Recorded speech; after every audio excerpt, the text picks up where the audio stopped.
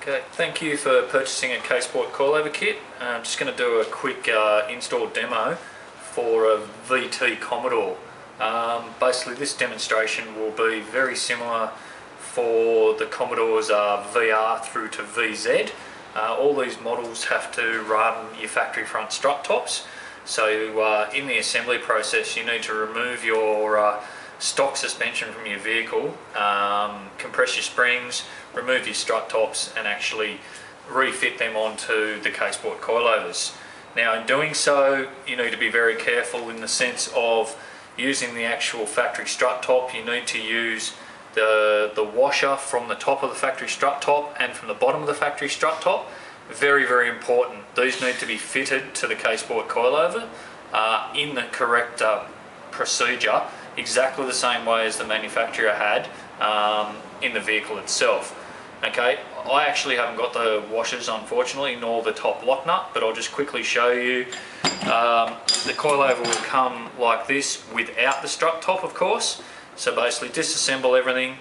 You'd need to put your bottom washer on here, strut top goes on, your top washer, and then your lock nut. Okay, do that whole strut top up. Okay, and then from there you will need to set up your front spring preload. This particular spring is 205mm long. We run a 10mm spring preload in the front, so you basically need to wind the spring perch up underneath the spring to make the spring 195mm long. Once you've achieved that, bring the lock ring up underneath it, grab your C-spanners and lock the orange lock ring up underneath the spring perch like so. Okay, now the ride height's achieved by the shock insert screwing in or out of the lower foot assembly. Again, set that up in the vehicle. If you want a tyre to guard clearance of say 40mm, you would set it up with a tyre to guard clearance of approximately 70 to 80mm with the vehicle off the ground. When the car's back on the ground, that should give you your 40mm tyre to guard clearance. Okay, with the VT coilover kit, it does include your sway bar link bracket on the actual strut. These need to be adjusted so that when the vehicle is at ride height, there's not too much excessive load on the sway bar. These need to be set at approximately 12 o'clock and locked off via the Allen key bolt in the bottom. Allen key provided so that you can lock that particular bracket off so that it doesn't twist. Very important, once the ride height's set, to basically double check with the vehicle on the ground or on a 4-poster hoist at full lock on both directions that your sway bar isn't binding nor being pulled over too tight, thus creating damage to the sway bar link. Okay, the rear, again, same as your factory setup. Spring in the rear goes back into the same factory position with a high-low kit.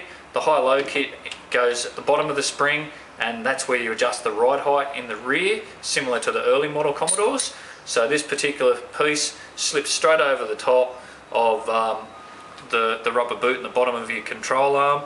Your spring goes on, you set your ride height via that. Okay, once you've got your ride height sorted out for the rear, work out your tyre to guard clearance, lift the vehicle back up off the ground and fit your rear shocks to it. Your rear shocks basically will then need to be set with the car at ride height, either with it off the ground with it jacked up to that ride height or on a 4-poster. Fit the rear shocks back into your factory position, fully length adjustable. Adjust the length to suit your ride height, and you will need approximately 60mm between the washer that's at the top of the shock underneath the floor and the bump stop rubber in the K-Sport shock. Okay, once you've achieved that, of course, lock all your lock rings up, get the vehicle on the ground, road test it and send it for a wheel alignment. Our shocks have full damping and rebound adjustment through the top, 36 levels. We tend to start with 2 turns off full stiff, so turn it full clockwise and then come 2 complete turns off. Okay, in the kit it will include a couple of these funny looking black brackets.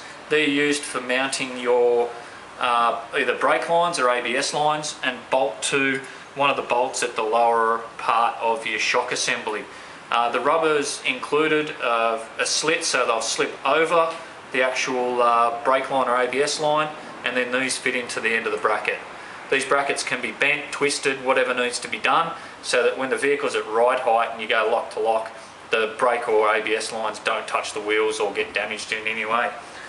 Okay, thank you very much for watching, and thank you for purchasing K-Sport suspension.